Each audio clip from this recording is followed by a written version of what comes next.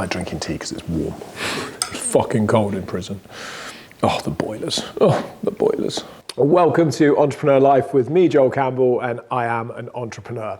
Today, I'm going to talk a lot about recruitment. It's something that we have done so much of in 10 years. I couldn't even count how many people we've employed over the last decade, and also how many people have left in the last decade. Part of that is because there's a tourism industry, there's quite a churn, quite a turnover of staff, and part of it is because we just don't always get it right, and therefore people move on. Sometimes they move on well, and sometimes the exit's not so happy.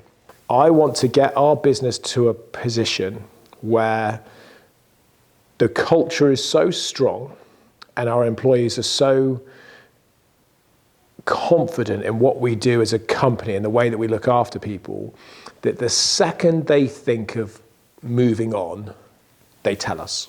It's probably never going to happen because for an employee, that's a really, really difficult thing to do, to turn around to your boss and go, hey, I think I'm going to go apply for another job. You do all the recruitment pieces, so you fill in all the applications. You then have to go and do interviews, so you're either taking days off for interviews, taking holiday for interviews. Some people probably pull sickies for interviews. Let's call a spade a spade. It definitely happens.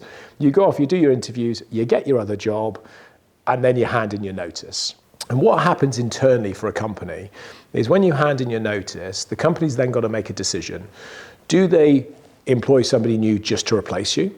Do they restructure and reshape in a different way with existing employees? Or do they do something completely different, like fold up that role effectively?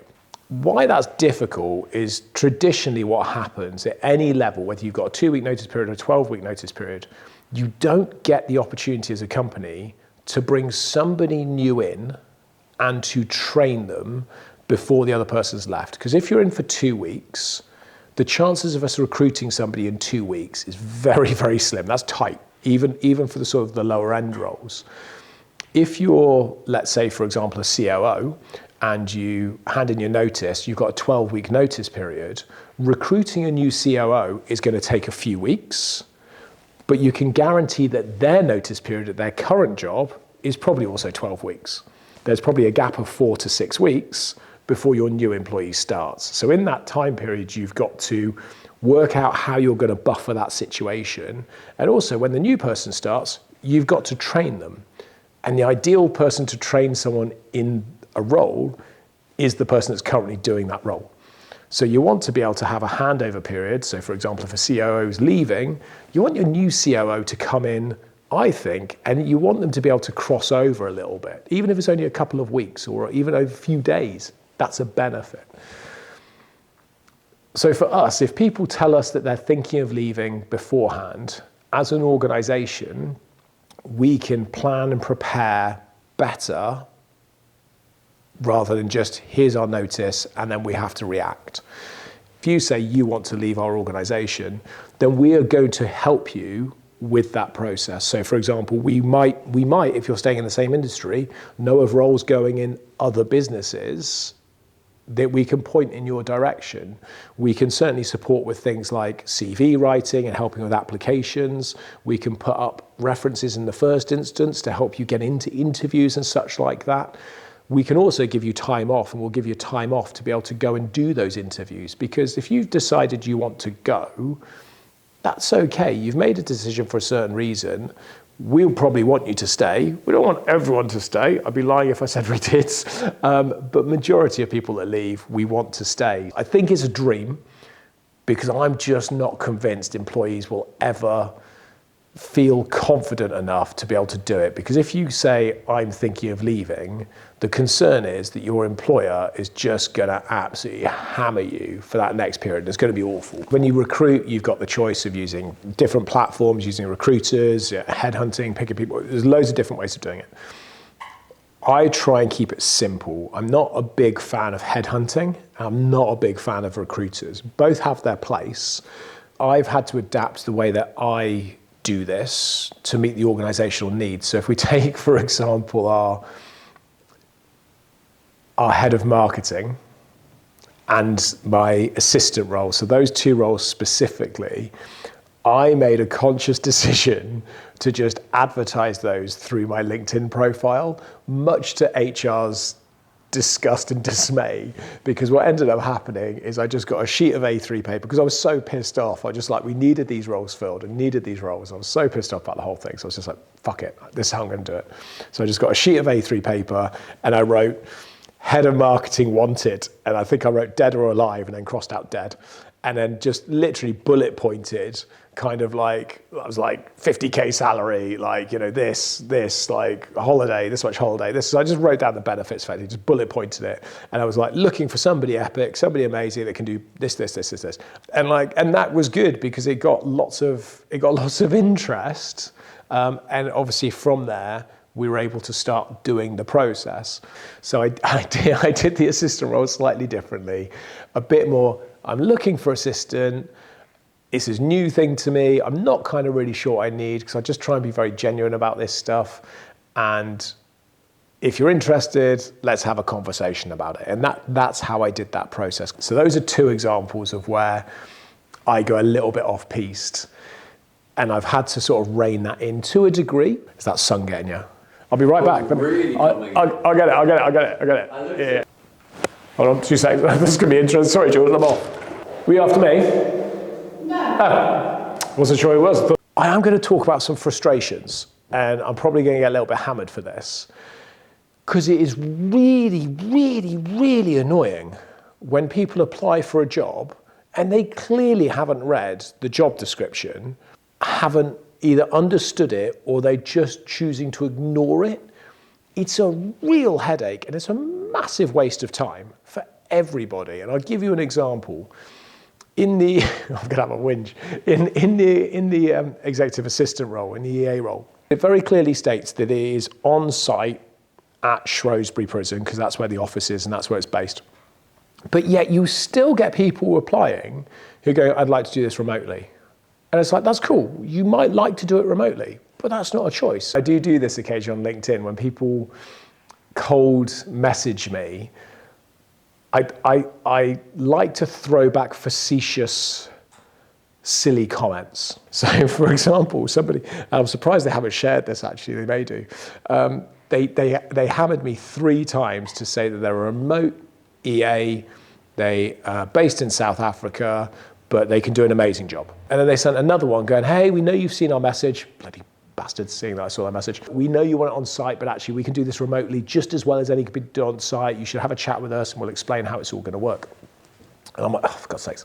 And then they sent a third message, really quite forcefully about, hey, we need to have a conversation because we're gonna explain to you how we're gonna work more efficiently than your current EA, even though we're miles away in different time zones, and we can show you how we're gonna do it. So I responded with a very simple response of, it's great, but how are you going to make my tea? So yeah, if you're going to apply for a job, read it. And again, make sure you're qualified for a job. If we're asking for a specific level of experience, i.e. a year as an executive assistant, that's the minimum requirement, a year in that role. Don't apply for it if you've been working in like TK Maxx for a year. And I'm not saying you couldn't learn to do the job, because you probably can.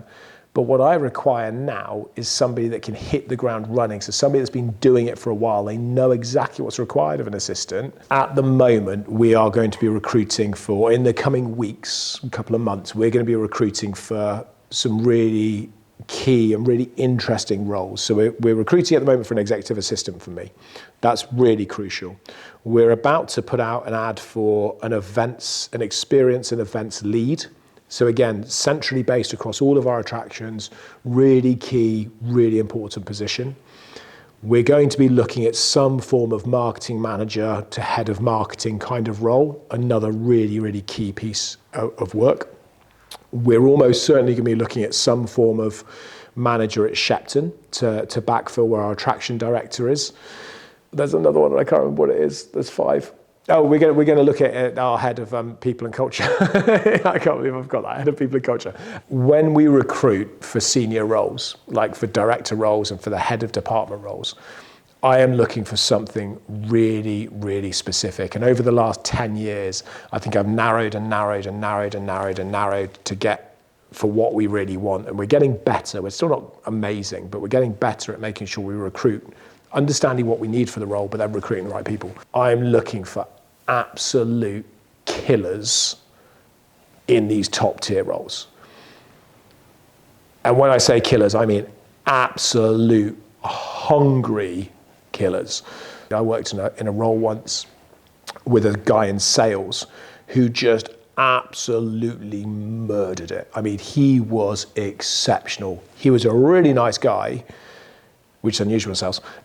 Sorry, everyone in sales just alienate an entire industry. And that's what we're going to look for. We need people that are absolutely hungry for that success. And that's going to be a really key piece of that next recruitment tranche. My very short lesson there is that if you're advertising, if you're applying for a role, apply for roles that at least you're connected to. You can't apply for a role as a chef and expect to get it if you don't know how to cook. Start off at a lower level. Start off as an assistant chef, learn how to cook, and then go up. That's kind of got to be the route to a degree. That's the same for all of us. Companies are so bad at recruiting. I still can't believe in this day and age.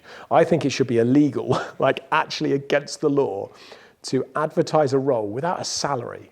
It frustrates me so much. Every time I see it on LinkedIn, somebody advertising for a role and they don't put the salary on it. I'm like, what the fuck are you doing? And what a waste of time, because what you're trying to do is either the salary's not big enough and you know it, so you're trying to hide, or you don't want to tell people because you want to see who applies in the first instance, or even worse than that, you're trying to pull a bit of a fast one, which is you've got a certain amount you'll pay, but you're trying to get as low amount to pay somebody as possible. So I know I'll pay somebody 40K, but if I get somebody that I can pay 32, great, I'm going to save 8 grand. Absolutely wrong way of thinking. Every time I see a job advertised that doesn't have a salary, I'm so tempted just to comment to say, what's the salary? How much are you going to pay? Because you're going to get found out at some point. You're going to have to answer the question, what the salary is. So why are you hiding it? Who are you hiding it from? The applicant, the rest of the world, the rest of LinkedIn, from yourselves? I just don't get it. We are definitely in that position where sometimes in certain roles, we can only afford to pay a certain amount of money. Marketing's a great example. Sometimes we find that a marketing role, we cannot pay the same as the industry standard because the industry we're in is tourism.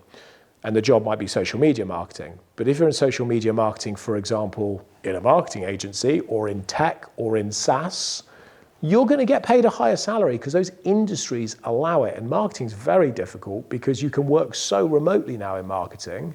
If you work in South Africa and you want to join our marketing team, that's probably okay. That becomes a challenge for us because we can't match those salaries.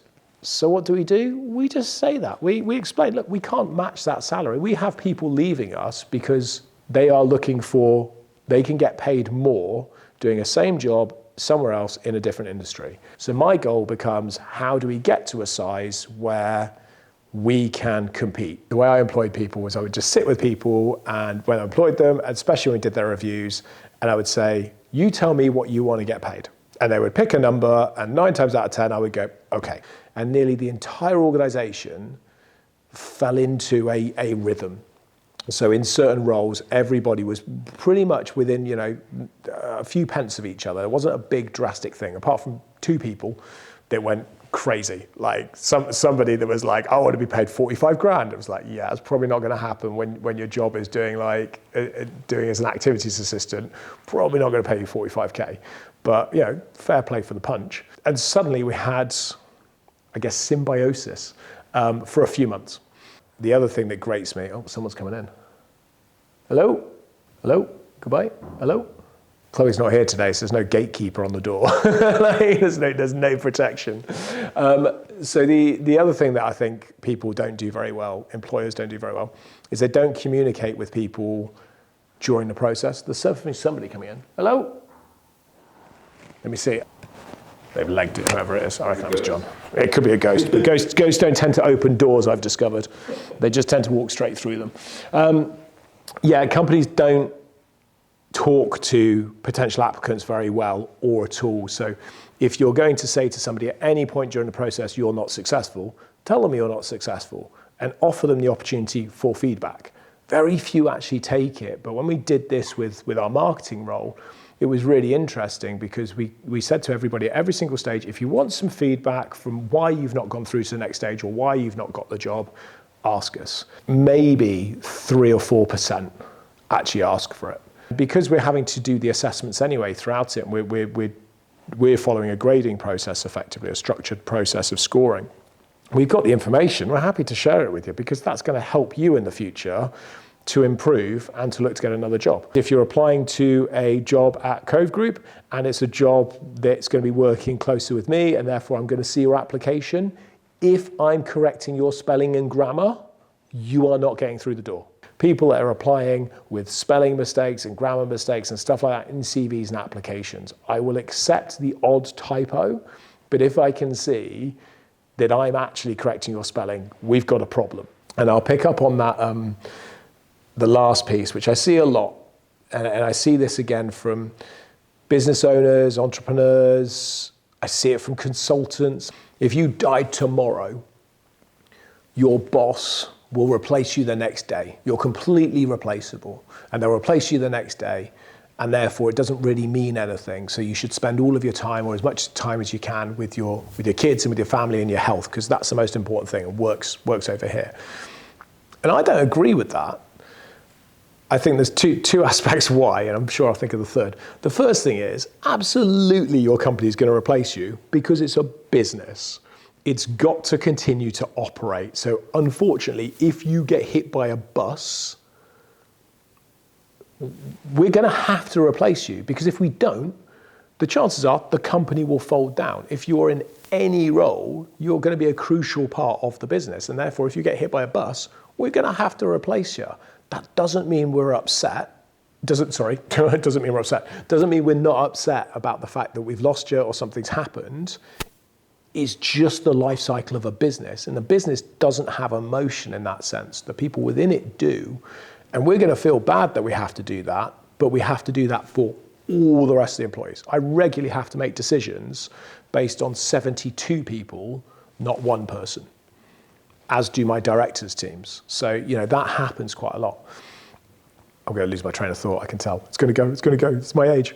I think the other part of that is that when I balance 3 things. I balance health, family, and work.